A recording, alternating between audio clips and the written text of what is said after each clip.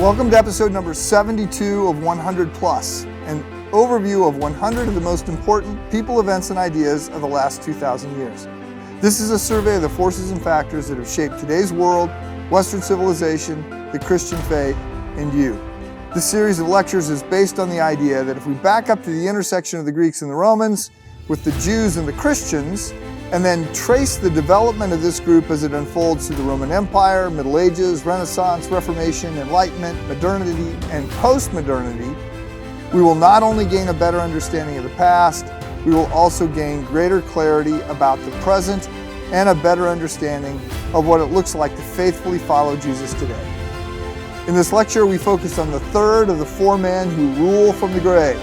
That is, those whose ideas and ideologies not only shaped the 20th century, but continue to shape it today. We've already discussed Charles Darwin and Karl Marx. Today, we look at Friedrich Nietzsche.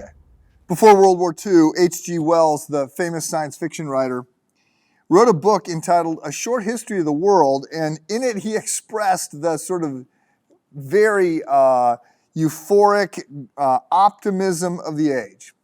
Here's a quote.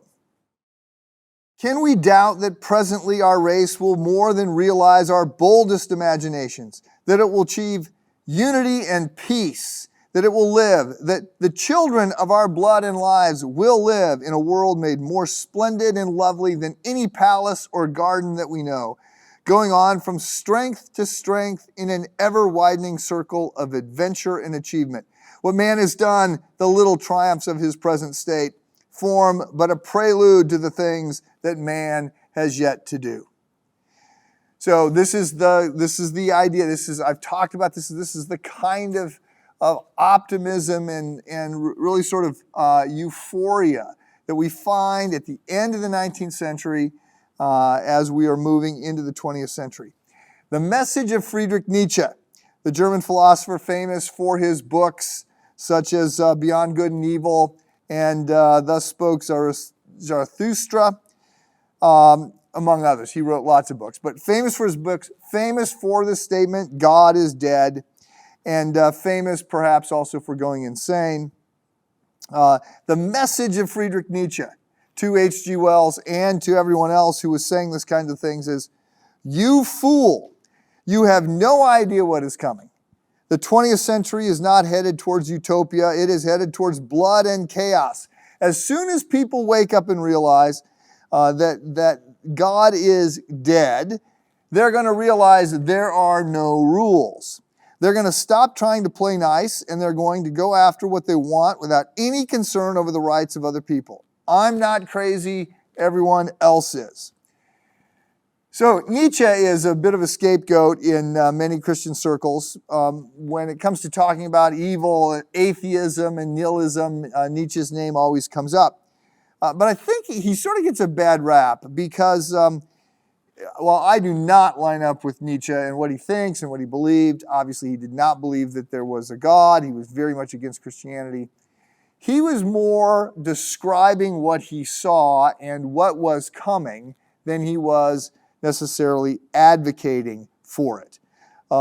So I think we've got to admit that Nietzsche was very prescient when it came to being able to look ahead and to say, if these are the undergirding assumptions, the values, and the worldviews of people, then we're not headed towards a big bonfire where we hold hands and sing Kumbaya. We're headed for a big, ugly bloodbath, which of course is what the 20th century turned out to be.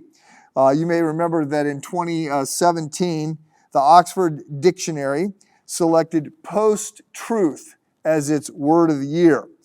What they claimed was that we were increasingly living in a world where truth claims and factual data were things that people would dismiss because they were mostly going to be viewed as power grabs. And anyway, they mattered less than what people felt, and that what really mattered was sort of emotions and our internal beliefs. So if Nietzsche was alive today, if Nietzsche was alive in 2016 or 2017 when the Oxford English Dictionary came out with post-truth as their word of the year, he would have said, well, howdy doody for you. You're only like 150 years late. I said this stuff way back when, but nobody listened. So, the beginning of the 19th century, Nietzsche was arguing that truth was just a creation by the powerful for their own self-interest. There was no such thing as truth. There was no such thing as good and evil. All that mattered, according to Nietzsche, was power. So as an aside, before we move on, I just should note that H.G. Wells, at the end of World War II, so like 9 or 10 years after he wrote his first quote, H.G. Wells conceded that he had been wrong and that Nietzsche had been right. He said in the last thing that he wrote, "The cold-blooded massacres of the defenseless, the return of deliberate and organized torture, mental torment, and fear to a world from which things had seemed well nigh banished, has come near to breaking my spirit altogether. Homo sapiens, as he has been pleased to call himself, is played out." So Nietzsche had said as much. H.G. Wells had said it was going to be great. When it turned out not to go the way he thought, he conceded that Nietzsche was right. Well, welcome to episode number 72. After picking up at the end of the book of Acts, we have been meandering through 2,000 years of history. We've been highlighting the big themes, the big players, the big dogs, the big ideas. We've been trying to focus on the people, events, and ideas of consequence. Now, by necessity, we have been moving quickly. 100 lectures is crazy.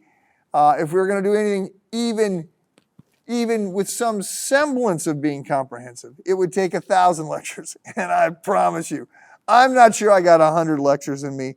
I certainly don't have 1,000. And even then, with 1,000, we'd still be ignoring all kinds of stuff. That's the nature of history. You cannot give equal time to what has happened. You've got to pick and choose and try and figure out what are the most significant and important things. So in this view, we're trying to look down, not from outer space, like not from a mile above the earth. We're trying to look down from 30,000 feet so we can see some of the topography, figure out what the issues were that mattered. And so at the moment, we're looking at the 4 big players that sort of shaped the 20th century and on into the future. So we've looked at Charles Darwin and Karl Marx. Sigmund Freud is the next one, but right now we're focusing on Nietzsche.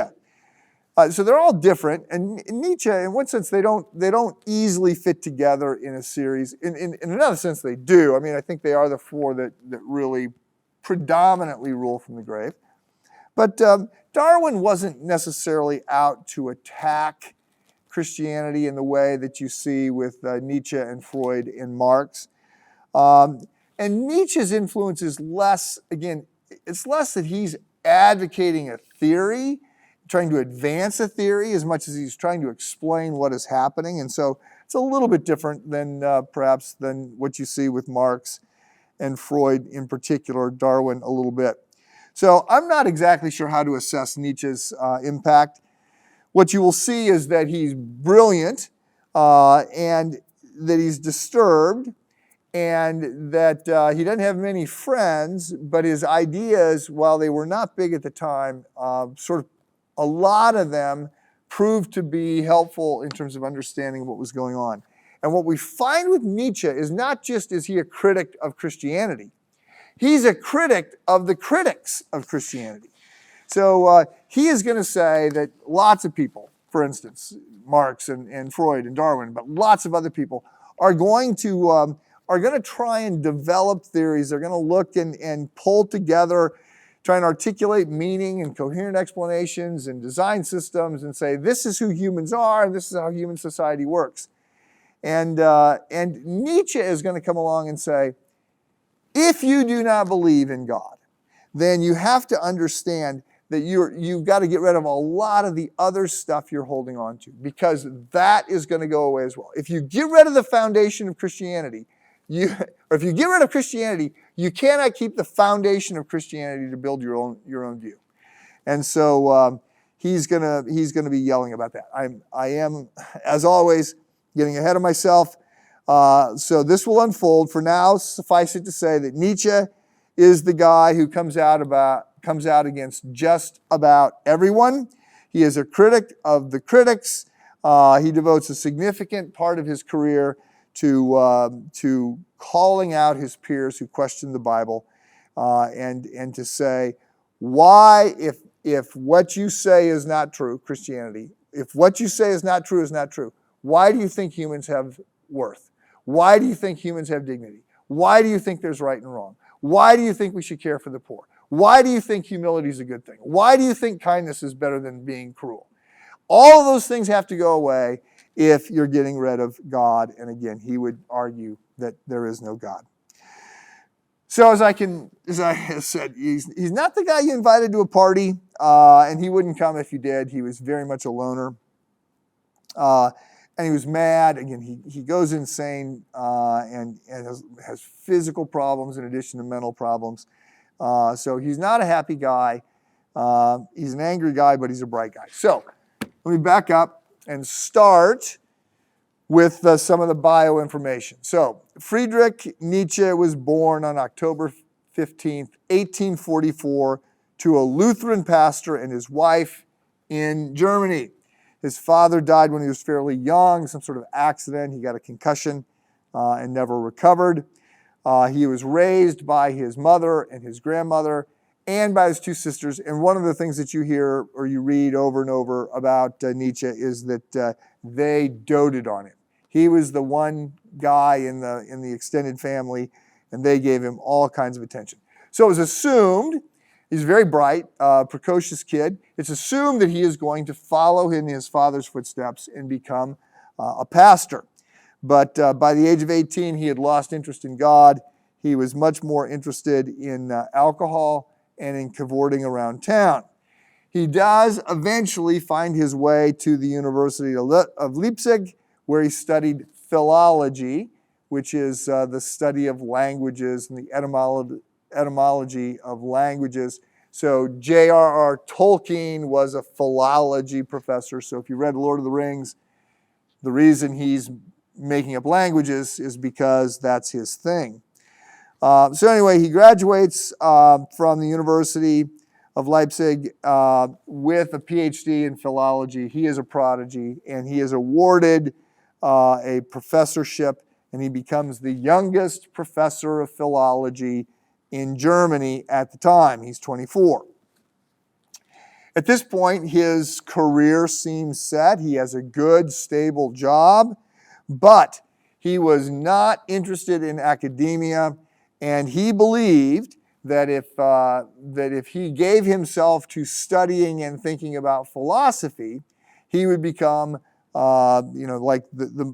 he would change the world.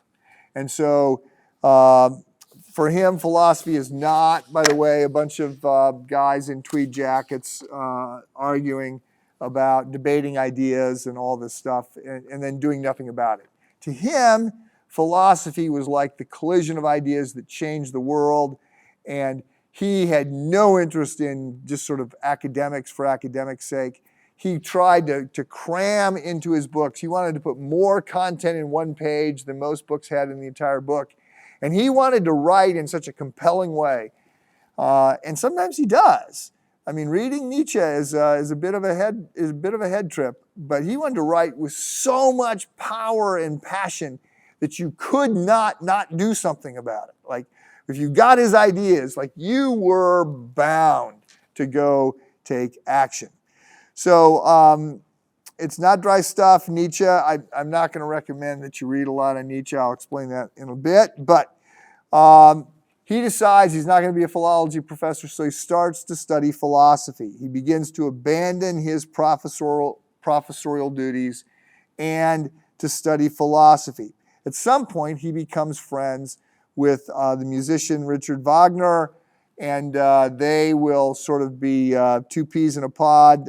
Wagner claimed that his music was like the synthesis of all great thinking and art and everything else.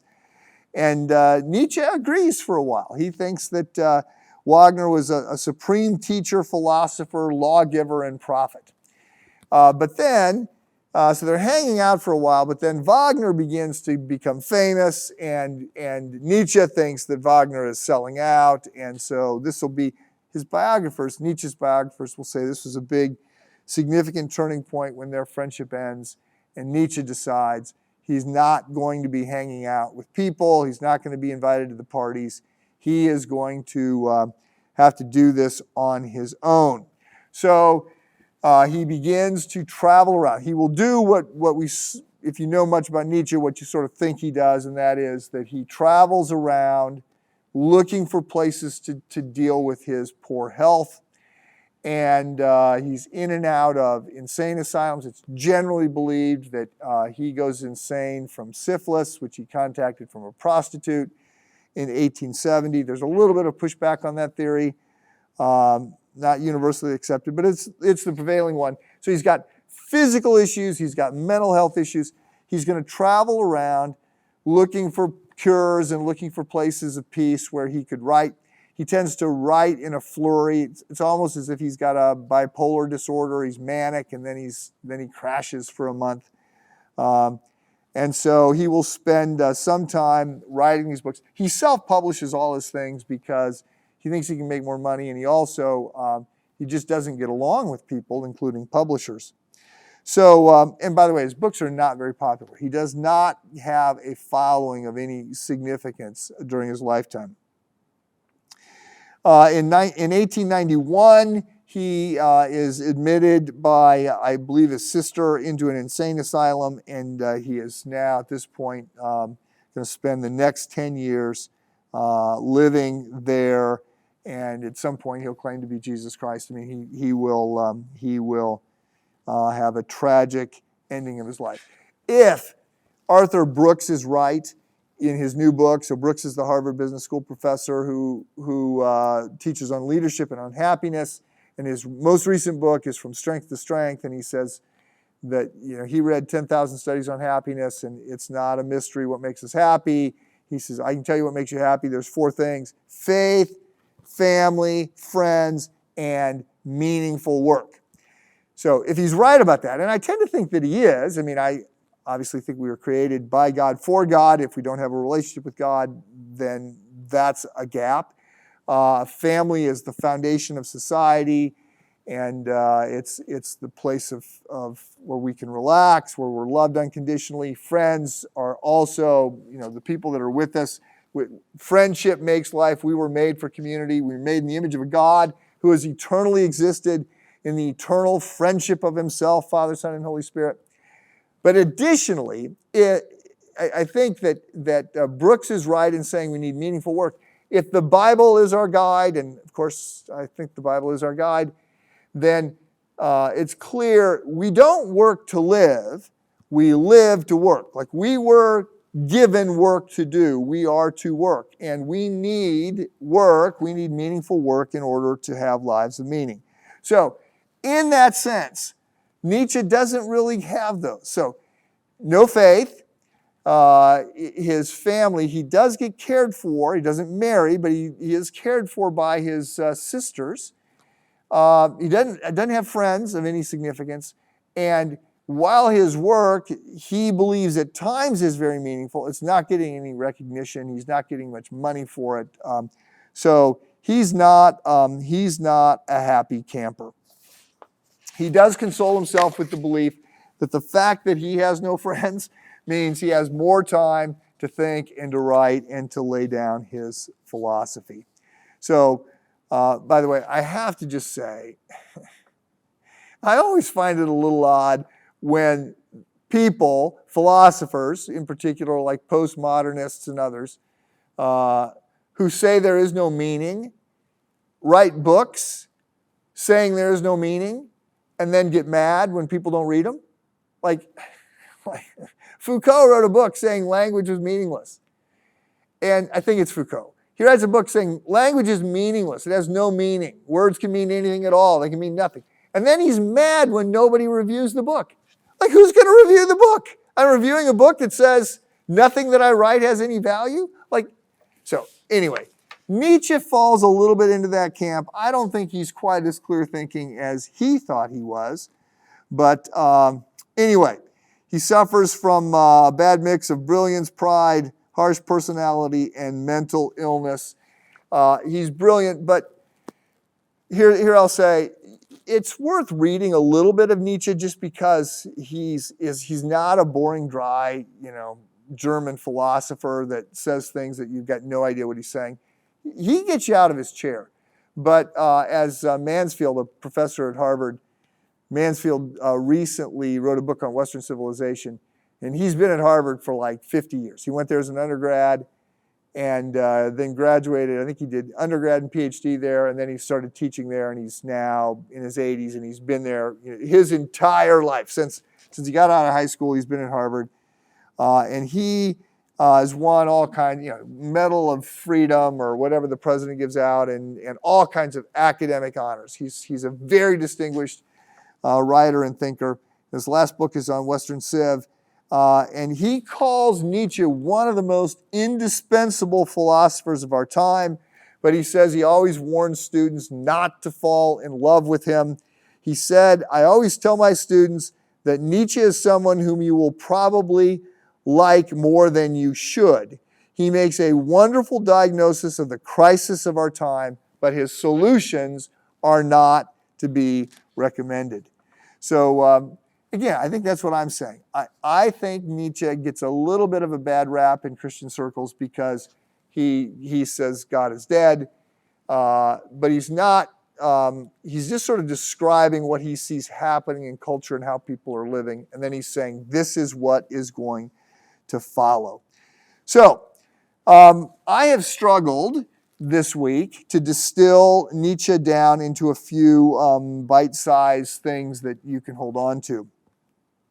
I was told last week that I gave short shift to Karl Marx. I did a bad job. I misrepresented Karl Marx.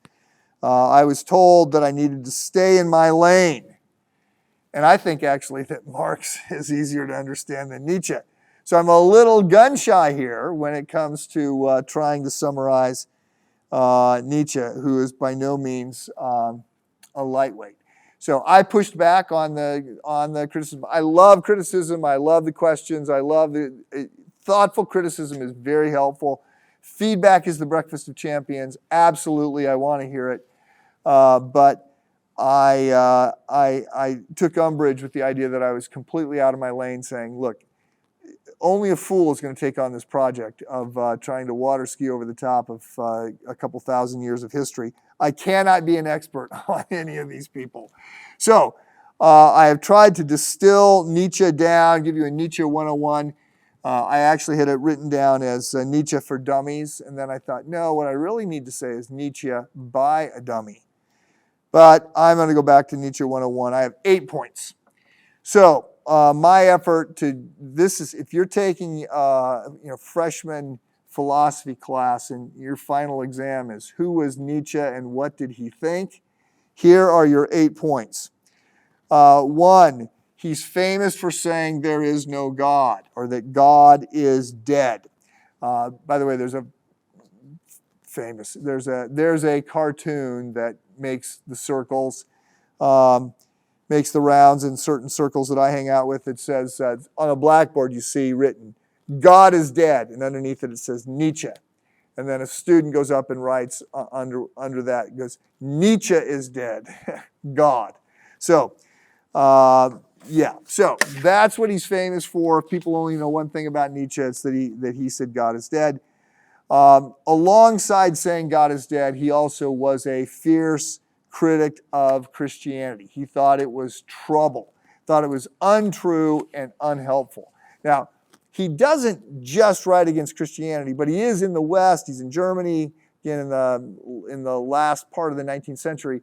So he had some negative things to say about, say, Buddhism and other things, but mostly he's critiquing Western civilization, and Western civilization has been shaped predominantly in the 19th century by Christianity, by Judeo-Christian ethic, and again the Greek and Roman, as we have noted.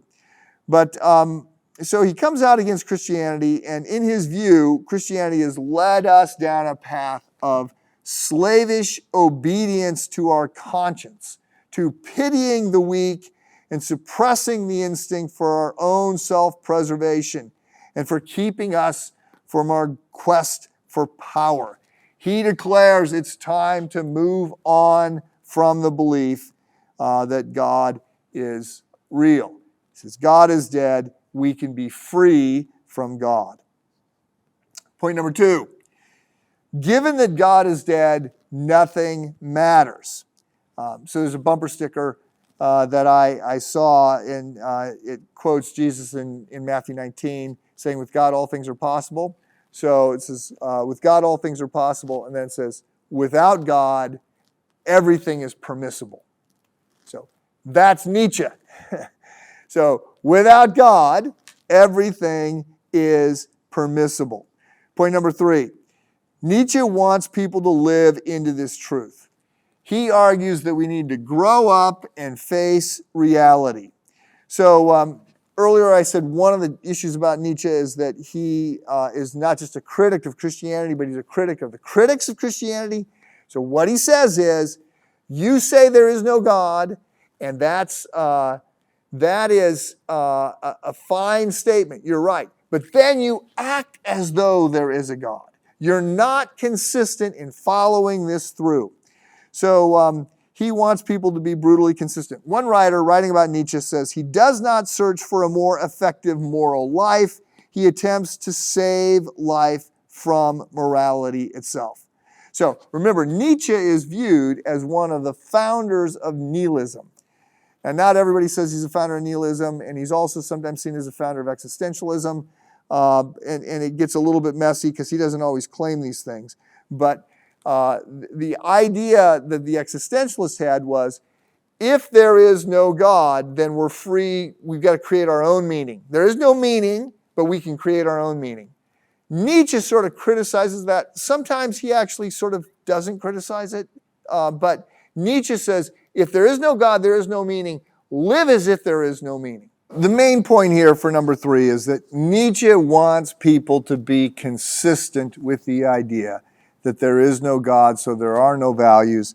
And he believes that kindness is not a good way to live, that there's no reason to think that humility is a good idea. You might play humble for a while, sort of like Machiavelli taught. Yeah, it might be in your best interest to act like you're nice and to tell the truth.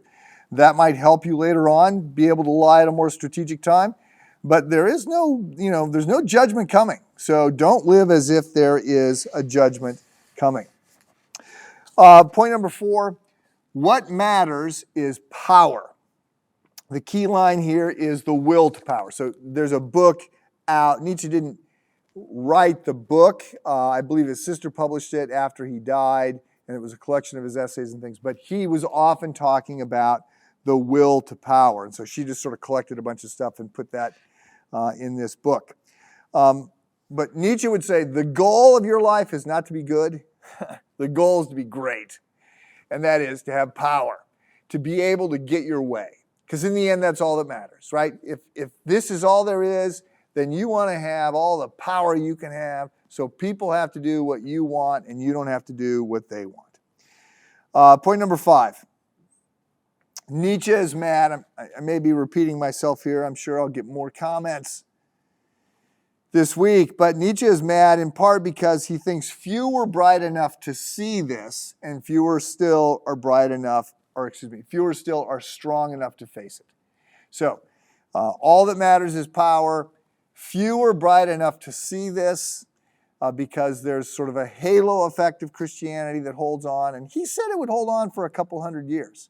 So you might argue that it's starting to go away right now, but fewer are strong enough or bright enough to see this, fewer are strong enough to face it. Point number 7, truth is a power grab. There is no truth, right? Again, so there's no such thing as truth. What there is are people with power saying things are true. So the people with power are forcing their perspective, their worldview. So obviously this is a prevailing, growing theme today that we hear in various circles.